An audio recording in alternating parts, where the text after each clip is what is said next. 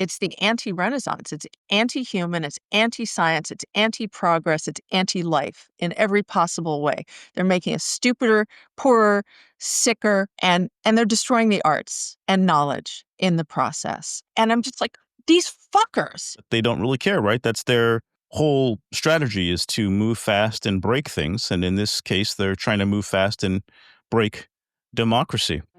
Welcome to the Nerd Reich and our first ever mailbag episode. I'm producer R.R. Robbins. This is what you wanted to know, all taken from your questions in the comments section of our YouTube videos. And your queries cover a lot of ground, from the state of authoritarianism today to the centralized AI economy of tomorrow, from what the endgame looks like for the tech right to why they don't seem to understand the point of dystopian fiction, and a whole lot more.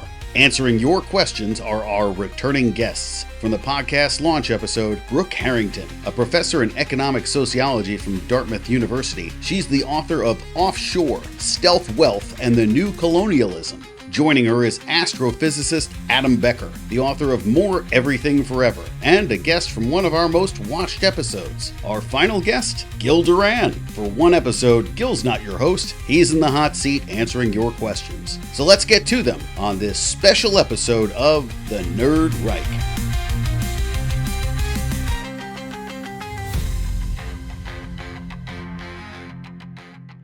Adam and Brooke, thanks for joining us here today. Yeah, happy to be here.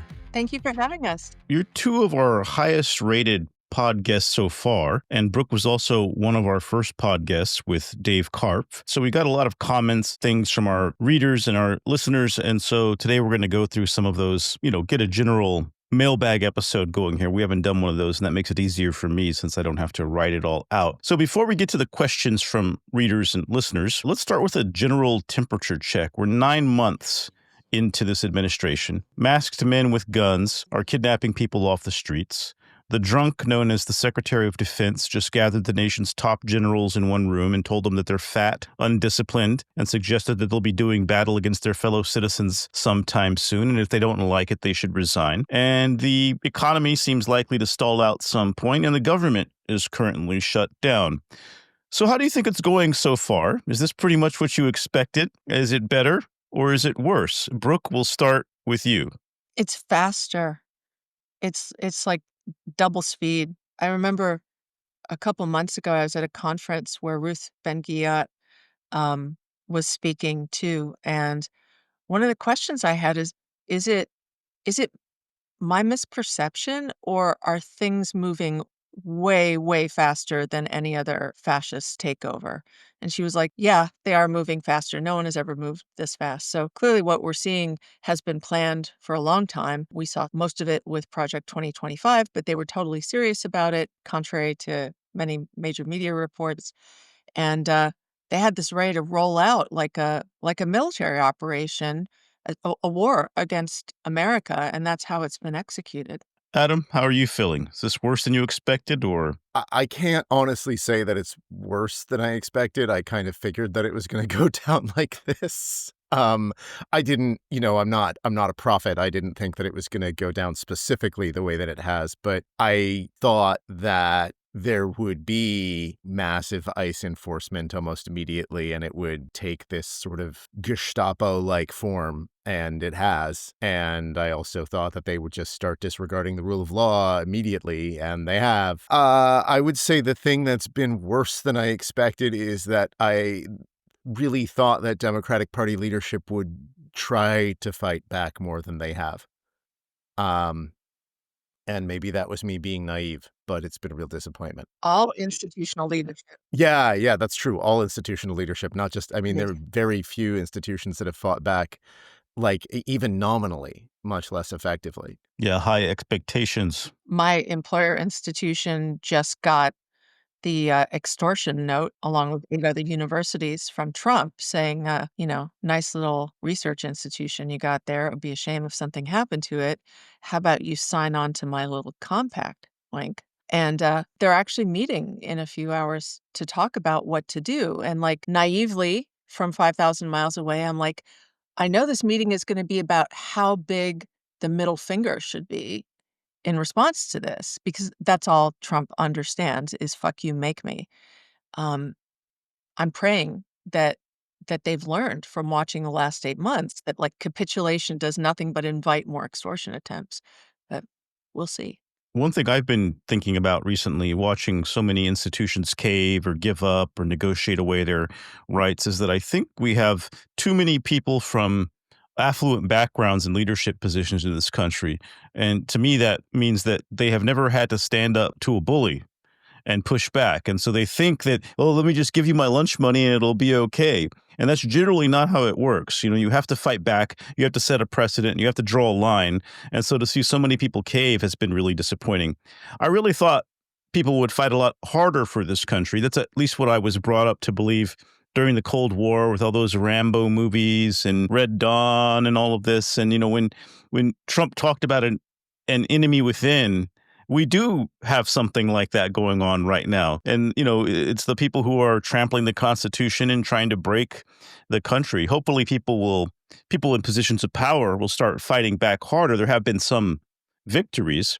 And I think what I've been surprised by is the degree of chaos that has taken place to some degree. You know, Elon Musk, for instance, the Doge thing fell apart much faster than I thought it would.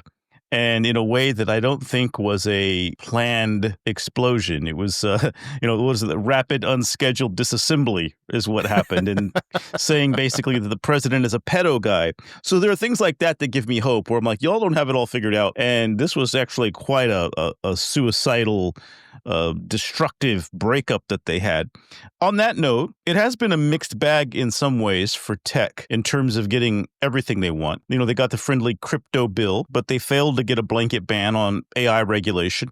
As I just mentioned, they had Elon Musk lording over the federal government at Doge, but then he had a massive falling out with Trump and, you know, burned all the bridges on the way out. They're trying to rebuild them now. Lately, we've also seen that there are some extremists in the MAGA base who are putting a target on the tech oligarchs. One even called for holy war against Silicon Valley. So how would you rate Silicon Valley's performance as a new power player in Washington? Adam, we'll start with you on that one. I think that unfortunately they're still wielding a fair amount of power. Larry Ellison and Mark Andreessen just got control of TikTok, and that's horrifying. It's exactly what they wanted. So now they've got access to like the social media stream. That's a massive amount of power. Speaking of Ellison, it's Ellison's son who's behind the CBS nonsense. You know, he got CBS to shut up Stephen Colbert. And Colbert's show has not been uncanceled. I mean, he's on the air, but this is the last season. You know, that's pretty effective, unfortunately. Yeah, Musk and Trump had a falling out, but yeah, they're trying to undo it right now. And meanwhile, Trump's chief science advisor is still somebody, you know, made in Thiel world. Completely biased and like outlandish and weird, unworkable ideas about what science is and how the world works that come with being a product of Thiel world. And he is, you know, the guy guiding the Trump administration on science. He gave a really unhinged speech a couple of months ago that I really think did not get enough critical press, pointing out just how insane it was, talking about science leading us into the stars, taking over the universe, all of that crap, making energy too cheap to meter, which is not happening. It's a lot of hyper-libertarian claptrap. It's really disheartening to see it coming from, but not unexpected to see it coming from these people. So I don't know. This is a long rambling answer to basically say I unfortunately think they're still wielding a fair amount of power. Brooke, what do you make of Silicon Valley's performance so far? Don't they use terms like dark renaissance to describe their intellectual ambitions? Am I misremembering that? Dark enlightenment. Dark, these fuckers.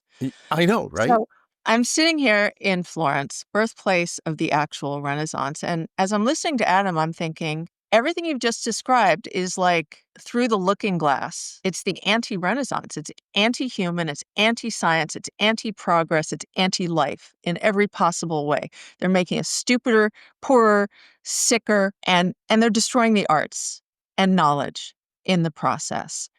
And I'm just like, these fuckers, you know, it's like, do you remember in 2001 after 9/11 happened, the conventional wisdom was they hate our freedoms. They used our freedoms against us. Well, these guys in Silicon Valley are actually doing that. They're doing everything that the 9/11 hijackers were accused of. They've used the openness of our society, our freedom of speech, our freedom to make a fortune with very little constraint, from taxes to any kind of regulation. And they've used it to destroy what made them prosper. And they're trying to roll it all back, seize all the benefits from themselves, and essentially refeudalize the world. And that really pisses me off. And more people should be pissed about it. Centuries of people died to get us here to the point where we don't have 50% infant mortality, where we have lifespans beyond an average of approximately 25 years. And they want to take it all away so they can be just marginally richer and compete with each other more with their little penis rockets. That's my little rant from Florence. I think you are both correct. I think they're not perfect. They're making some mistakes, but they don't really care, right? That's their whole strategy, is to move fast and break things. And in this case, they're trying to move fast and break democracy. And we'll get into some of that a little deeper here in the questions. And so we're going to go to those questions now. And for that, we go to Nerd Reich producer R.R. Robbins. All right, well, before we get into the questions for Adam and Brooke, yesterday was the third annual Network State Conference in Singapore. We covered the Network State in our first pod, and we have some questions about that from our videos on how the Network State relates to Trump's desire to steal Greenland, rebuild freedom cities, all of it. At Malta Martin wants an update on one of the Bay Area freedom cities. Can you tell us if the Tech Bros' purchase of land in Solano County in order to build a utopian city was part of the Network State plan? It seems to be on hold for now. At the Senate 1844 thinks he's heard the Network State pitch before, and the right used to be against it. Wait, hold up. Isn't this literally exactly what people on the far right were claiming the World Economic Forum was going to do, except now it's a great thing? And at Karen BP7295 doesn't get the tech bro appeal. I don't understand how they round up so many loyalists. Why are people loyal to these guys? What's in it for them? So, Gil, to you, can you give us where we are with regard to just the Network State movement? Well, the reason people are loyal to these guys, or at least pretend to be, is because they have a lot of money. The people pushing this are in venture capital or have, hundreds of millions or billions of dollars. And so what you have is a lot of young people who want to somehow find a way to get into that world and will sit there and go along with any weird thing they do just to get in the room and try to get FaceTime with a venture capitalist. So I think that's part of the reason why these guys attract crowds. I did see a photo posted that showed a bunch of empty seats at the Network State Conference in Singapore, and there were only 200 people watching on YouTube. I'm not sure about Twitter. The stream wasn't working for me when I tried to look at it. But I think where we are is they are still trying to get Trump to go along and do the freedom cities, and he'll probably get around to that at some point. There's been a lot of saber rattling about building the freedom cities, but we haven't seen too much concrete action yet in terms of doing that here in the United States. We do see them now unveiling this big plan for Gaza that in the initial form looked a lot like a network state, perhaps not a Balaji branded network state, but certainly a network of like-minded capitalists trying to create a new zone that would be ruled over by Tony Blair. In Gaza. So we do see this idea occurring outside of Balaji Srinivasan's framework. And so I think it's something that's still very much on their mind, though I would say that, one of the tweets that got the most attention from yesterday's Network State Conference was a fellow tech person explaining in very simple terms why all of Balaji's ideas are completely childlike and stupid, which all of us on this podcast have reckoned with before. As Dave Karp said, Balaji's book is a blueprint drawn in crayon. So they're still going to try to do it, but I think that they're running into some obstacles. In Solano County, for instance, nobody wanted that weird city, so they took it off the ballot, but now they're trying to build some big factory zone to do all this stuff. And to me, that's just a backdoor way to try to get the city built by saying, oh, now we're economic providers and now we need to have housing for all of our workers. So they're not going to stop trying. When you've bought $1 billion worth of land, you got to get it done. Well, let's get into some of the questions from Brooke and Adam's episode, starting with the economy. At Gertster, Brooks talk about old economists move some books. I bought a bunch of Keynes books. I wanted to be familiar with his work. Also, a lot of questions went into our economic system. From Trisha Howie, 3653, who controls legally our reserves and chooses our monetary foundation? From Sherry Gabbard, 1885, doesn't their success depend on everything having a value defined by currency? Would they buy armies to enforce what they believe they've purchased? And at Thomas Congleton 126 asks, are we ignoring the power of the consumer and the impact they have in feeding the oligarchs? So, Brooke, what are we learning about the billionaire oligarch class in 2025 now that their masks are fully off? What is the role they have in our lives, and what is their vision of the future? I think their vision of the future is feudalism without any of the obligations. So, in the actual feudal system, if you starved the peasants to death, the Pope might excommunicate you. Like there were real and meaningful punishments for being a dick to the little people. Now there aren't. There is no Pope. And these guys like Putin and Thiel, they honestly, sincerely believe that if they just tweak the right levers and have the right, blood transfusions, they can live to be 200 years old. That is their frontier of competition now, is to live forever and rule over the rest of us. And if we die untimely, painful, and unnecessary deaths, well, we're just the eggs they're breaking to make an omelet. To the question about the role of the consumer, the problem is we do have a lot of power as consumers, as the boycott that led to Jimmy Kimmel's reinstatement showed. The problem is that public goods, by definition, are not really subject to consumer pressure. Like if everything we were experiencing happened within a capitalist framework of goods purchased and sold by consumers and to consumers, we'd be fine. The problem is that Trump and the oligarchs are a bunch of brigands who are pillaging our public goods. Public goods are things that belong to all of us, and we can't boycott them. We can't use consumer power as a lever over Trump deciding to pave over the Rose Garden and turn it into like the patio at an Arby's. We can't boycott Trump's decision to strong-arm the director of the Eisenhower Museum into giving one of Ike's swords to King Charles. Just today, the director of the Eisenhower Museum in Abilene, Kansas, was told, resign or be fired because you wouldn't cave to Trump in this meaningless gesture. Nothing special about Eisenhower swords. But those swords belong to us, the American people. They don't belong to Trump. They're not his to dispense, like Pez on children he wants to impress. They belong to the American people, just like the Rose Garden does. We can't stop him with consumer pressure, and that is the whole point. Americans understand consumerism very well, and we know how to wield that power. But we've forgotten completely what a public good is and how to wield our power to claim back what we already own, because we've been conned by everyone since Reagan over the past 40 years into forgetting that we own things like the White House. It's our house. Trump doesn't get to build a ballroom just because he wants to. It's not his. He doesn't get to gild the Oval Office with this Timu crap either. It's our house. We literally bought it with our tax money. Slaves built it. It's not his to desecrate, but he's doing it anyways. And there's nothing consumer power can do about that. Only voter power can. That's a civic problem. And Americans have basically been brainwashed into giving away their civic power. A lot of this got very dark, as Brooke was just saying, but let's keep that going narratively. At Liza O'Connor 2752 wants to know if the oligarchs actually know the reason for dark sci-fi. Quote, wasn't science fiction dystopian literature meant to be a cautionary tale? So the question, Adam, as a scholar of sci-fi in addition to astrophysics, why are they rooting for Skynet and the Umbrella Corporation?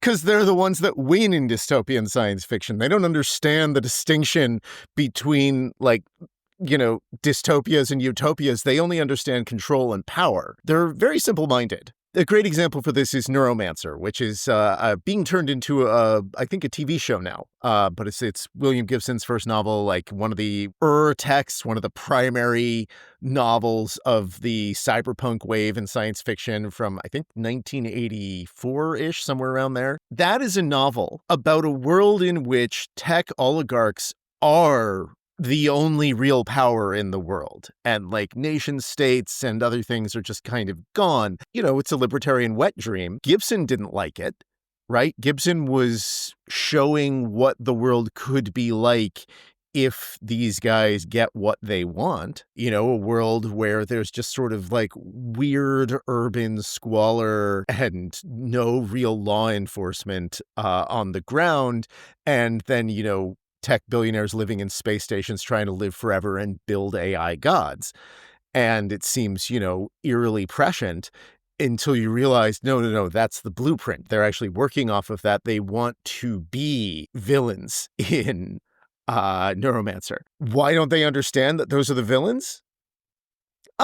Because that would involve actually looking at themselves and realizing that they're fucked up people who want, power and control more than they want, the world to be a good place to live. And I don't think they're capable of that kind of critical self-analysis. Well, let's keep that going. Again, as we mentioned, 3,000 comments. Some are pretty straightforward. At Summer Crow Wife wants to know, where are the flying cars? At Longkesh 1971, if tech bros are so smart, then why is Silicon Valley not the best place to live in America? A lot of people were livid that you kept your solution to yourselves and didn't put it on the podcast. Just throwing that out there. Buy the book, loser. There's the solution to this problem, but you're not going to tell us what it is so this guy can sell more books. Exactly.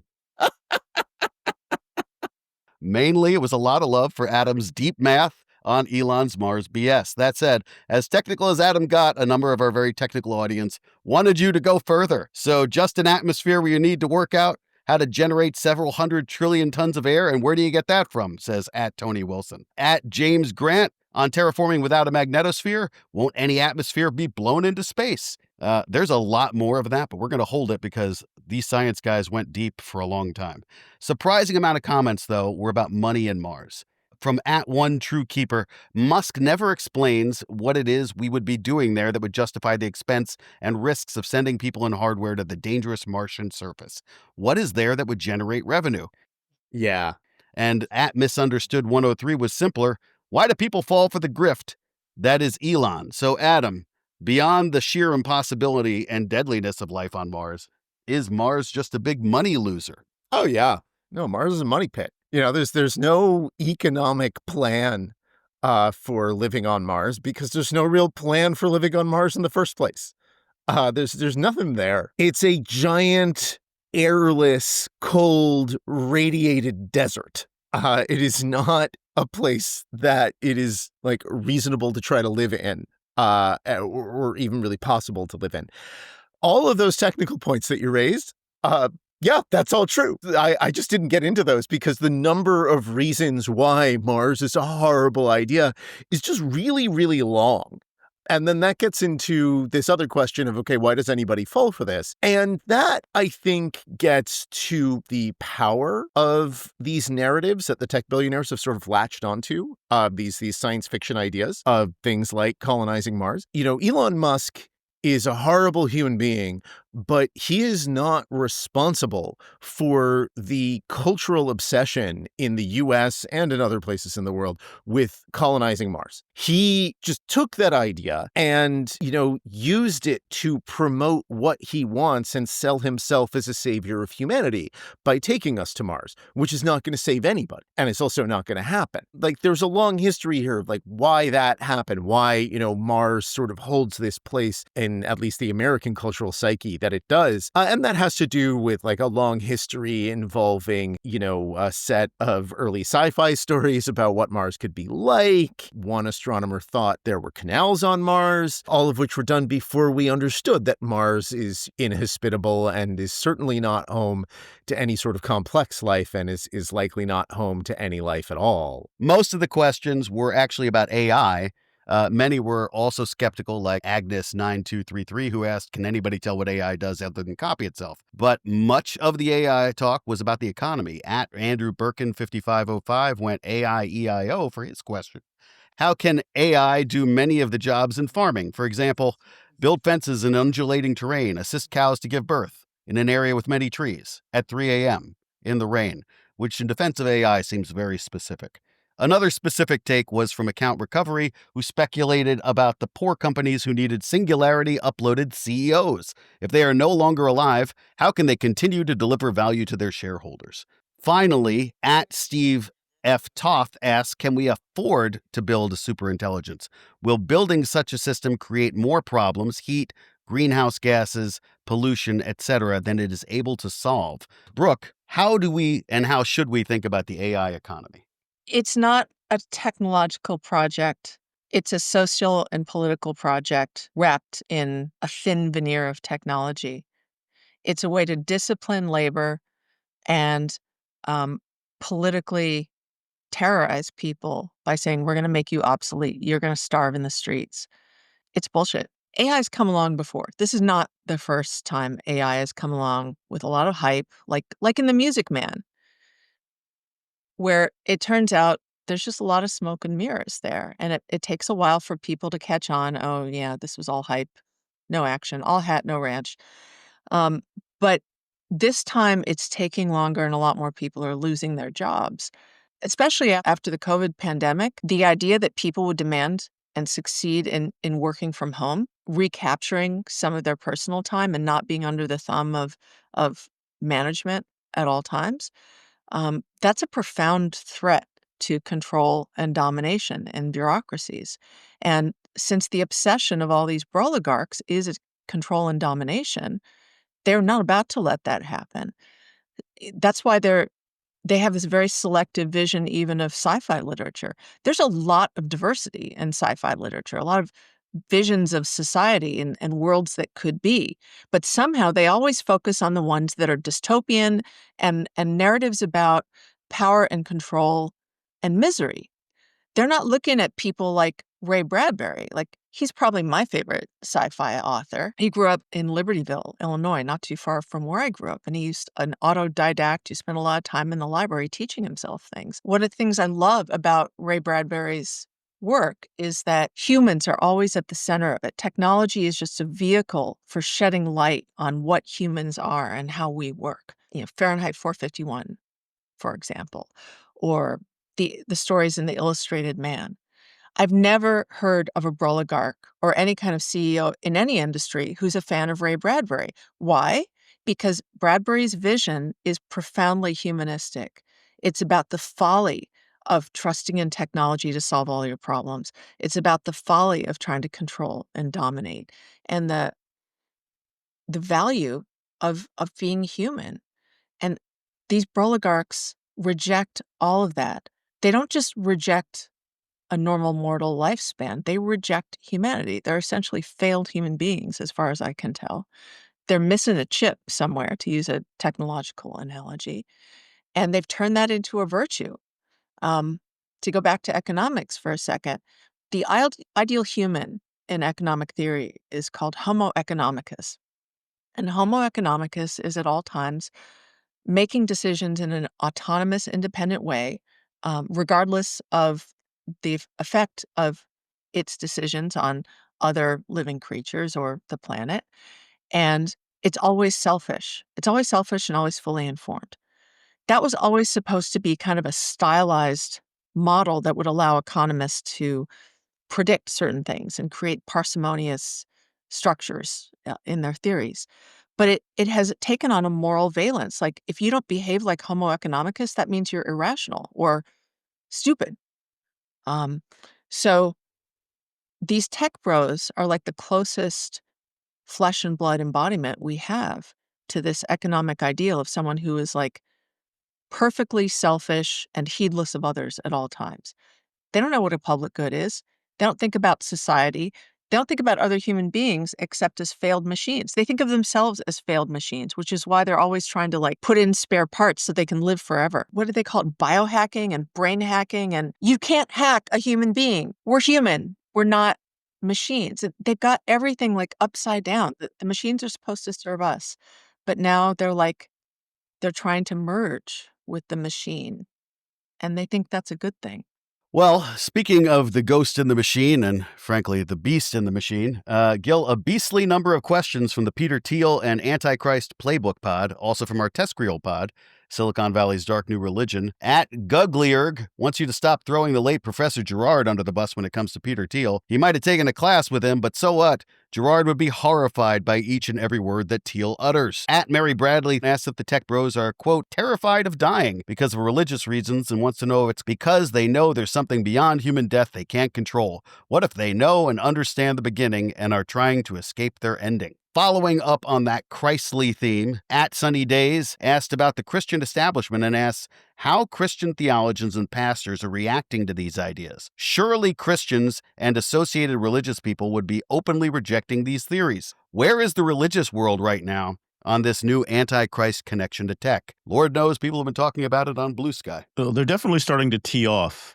on Thiel's Antichrist weirdness. And that was part of why I sought at the end of August to make it a big deal, because I figured this is going to be one of those things, and he comes here and the brain dead San Francisco media is not going to cover it. And it's just going to be like, no one's going to pay attention to this weird stuff going on with Peter Thiel. So I started making a lot of drama around it. And coincidentally, there's been a lot of coverage. And actually, Wired just did a great piece that obviously was in the works for months, where someone went really deep on Peter Thiel's Antichrist obsession. And what you see from the theologians in Austria, where he gave a secret Antichrist lecture earlier this year or last year, and from there was an Episcopal priest who just wrote a piece for the San Francisco Standard, is that theologians very much reject Peter Thiel as some kind of expert or thinker on these biblical topics. This is DIY theology. And what I've compared it to is it would be as if Peter Thiel suddenly decided to get into modern dance and to self-train himself, and then to go around the world giving modern dance performances on a stage to an audience of people who would be, forced to sit there and watch it because he's a billionaire and they think it's some kind of scene to make. And I think he's really embarrassed himself with this, but also given us an indication of how disconnected from reality these guys are. There is no cause whatsoever for Peter Thiel, the Palantir and PayPal billionaire who has said that he no longer believes freedom and democracy are compatible, to go around the world giving secret lectures about the Antichrist. This is very odd, very strange, and very disturbing. And I think it's starting to backfire in a pretty big way. And one thing I'd say that gives me hope was I went to the first Antichrist lecture he gave here in San Francisco, and I mostly hung out at the back door trying to interview Peter Thiel, but I think there's another secret entrance they had because the entourage of waiting people moved at some point, and obviously they went to some other door. But there was a huge street theater element of people mocking and protesting Peter Thiel. There were some supposed Satanists who were praising the arrival of their new Antichrist. I mean, people really roasted the hell out of him. And I think that's an important tool we have against these guys. As I think Brooke Harrington has said before, stigma is a weapon we have against these guys. And so when you got the theologians in the country of Hitler's birth and every other religious figure who weighs in saying, what are you talking about? I think that's some pretty good pushback. Of course, he's not going to stop. And when the economic stuff gets bad for Trump, I'm assuming he'll be crying about the Antichrist as well. A lot of questions, even going back to our first short video, went full Avengers. People want to know about endgames. At 02689 asks, what does using AI and crypto to make their power permanent really mean? I know they are investing a lot to create better AI, but what are you suggesting that they would have in achieving these goals? The same question with crypto. Peppo Kiss asks, I need to know what's the end game for all this. What are they trying to accomplish? If they do all that, then what? What will the next years be like? And I guess why? Why would they do this? And at Mother Goose 7314 wants to know about our end game. What is the end game for middle to lower class citizens? That's the question I need answered. Brooke, what are some end games here for us and for them? To return to the sci-fi theme, I think everyone needs to watch the film Elysium. It's a film I think about a lot these days because it's a vision of an endgame here in which the rich have basically colonized the earth in the name of themselves rather than any empire, like old-style colonialism. And they live above the fray, literally, while extracting all the resources of the earth and letting us all die untimely deaths doing the extraction for them. It's, as I said, like feudalism without any of the obligations. I think that is their foolhardy endgame, but they're so limited as humans. They're such failed human beings. They can't think far enough ahead to go, okay, well, if you kill all your minions, if you kill all your peasants as they're extracting the riches of the earth for your benefit and making you marginally richer, what's left to enjoy? You're also going to kill all the artists. You're going to kill the court jesters who amuse you.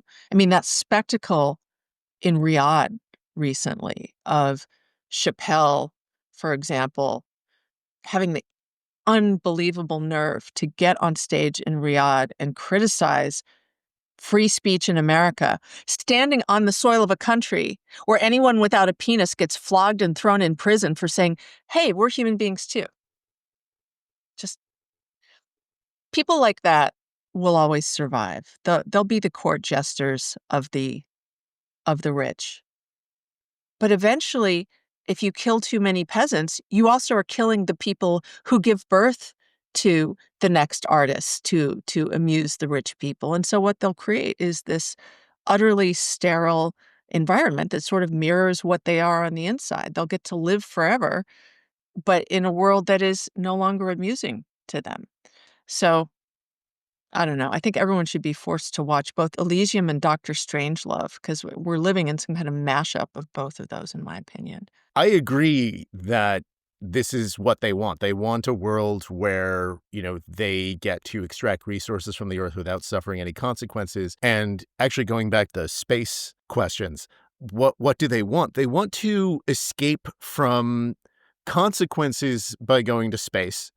And I think they see that as an escape from needing to think about politics as well. They just want their own power, and they don't want to have to care about the rest of us as long as they can extract wealth from us.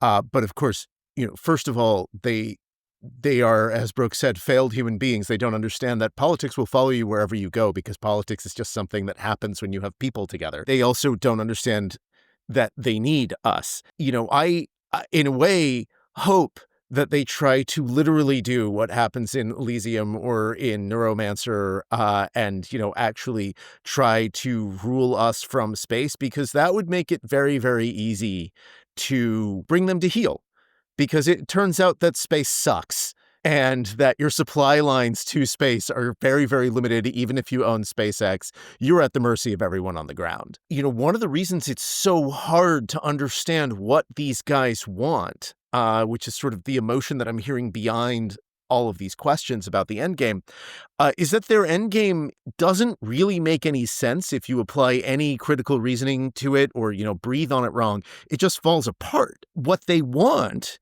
is a fantasy world that does not work because they are terrible at imagining things for themselves and terrible at understanding other people's imaginations, which is why they don't understand science fiction and have completely misunderstood what kinds of futures are possible or what science fiction is even about, right? These are people who watch, one of the great pieces of social commentary of the 20th century, Star Trek, and think that it's about warp drive rather than about, building a better and more just future. The thing is, the future endgame that they want is one where they have a super intelligent AI god to heel on a leash that they control that, gives them everything that they want while they live forever in the sky and the rest of us suffer here on the ground. The good news is that's not possible. That future is not coming. That's the good news. The bad news is in the attempt to get there, these guys will recreate feudalism and oppress all of us. And so, what their actual end game ends up looking like is just, death and destruction on a large scale while they, maintain resources and try to hide out in their bunkers while the world goes to shit. I think it's in their enlightened self-interest to prevent that from happening. The problem is that they don't understand that. They think that they've found a way to live forever and maintain control and have, wealth and resources forever. If they haven't, it's not going to work. But you can't convince them of that because, going back to something Gil said, they think that they're experts on everything, right? This is why Peter Thiel has gone around and given these lectures on the Antichrist. He had the option of staying at home and saying nothing, but he thinks that he's the smartest guy in the world because he's one of the wealthiest guys in the world. And that's just not how anything works. But you can't tell them that because they don't listen. They're too venal and stupid to understand just how venal and stupid they are. You forgot kinky. Like Trump, they summarily eject anyone who isn't a yes man. Yep. Anyone who would tell them, hey, Emperor, you have no clothes on. Yeah. Gone. Yep. And that's how you get people, that and never taking a humanities class Yeah. is how you get people who think they can reinvent history, who think that Balaji is a philosopher or that Curtis Yarvin is a philosopher. It's like, if you've never actually encountered ideas and been trained in critical thinking, if all you know is ones and zeros and whiz-bang code, it's really easy to snow you with big talk that crumbles under the slightest examination or contact with reality. All right. Well, on that, we could keep going for a while. In fact, we've probably got about 4 dozen questions that we didn't get to, but this is our most asked question. It all basically boils down to what can we do about it? From DC Policy Geek, it's strange how many seemingly don't want to understand how else can elected leaders and media professionals be effective. Self-identified European listener Walda Unterwürdigeg, possibly pronounced that wrong. If the Democratic Party is so corrupted, what about starting a third party? And the big one from KDZQ50Q says, now the issues are outlined, what actionable steps are next for positive action to combat this? What is being done besides talking about it and creating awareness? What do we do now? Well, building awareness is crucial because the mainstream media has done a very poor job of it. I don't think people fully understand from watching the news or reading a newspaper how serious this is, because I think the objective, neutral approach that most outlets try to take has the effect of laundering authoritarianism and making it sound as if what's happening might be some kind of reasonable political position to take. And so I do think it's important to make people aware. So when people ask, like, what action should we do? That is an action. Making people aware is an action. Informing people is an important action. Most of this is a propaganda war.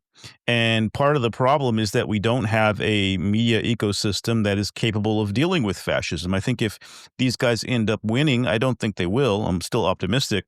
It'll largely be because our media failed so badly at this moment. And it'll take massive reform if we get through this to make sure nothing like this ever happens again. There's a lot of cowardice we're seeing. There's a lot of collaboration and cooperation and attempts to make it seem as if fascism might be a perfectly reasonable final stage for the American experiment. And so raising awareness and pushing back, that's what we do. Right. I also think that people need to be ready to hit the streets more regularly. I think this is going to end with millions of Americans in the street demanding their country back. And I think that's going to scare the crap out of a lot of these guys. That's what they fear. They fear the masses. There are a lot more of us than there are of them. People aren't properly activated yet. I think that's going to happen, especially if Trump makes good on his promise to try to escalate military tactics against the American people. Well,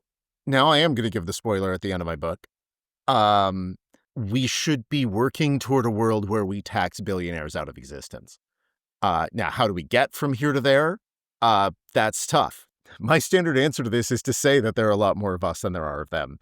And to remind people, that the White House is our house. And so it was a little weird to hear both Gil and Brooke give the lines that I usually give when I'm giving talks about this. But I guess reassuring as well, because I think both of them know a lot more than I do. I think that we need better political organization around going after oligarchs and concentrated wealth specifically. And I think that means pushing the opposition party that we have, which is the Democratic Party, to do that. And that means calling our elected leaders. That means demonstrations. That means raising awareness. That means doing everything that we can, talking with our friends and neighbors because we wield political power collectively, right? Getting the people around us to understand what's at stake and how we can fight back is a way of fighting back. And Brooke. I think I have some good news. I would like to subscribe to Adam's newsletter. Everything he said, I agree with.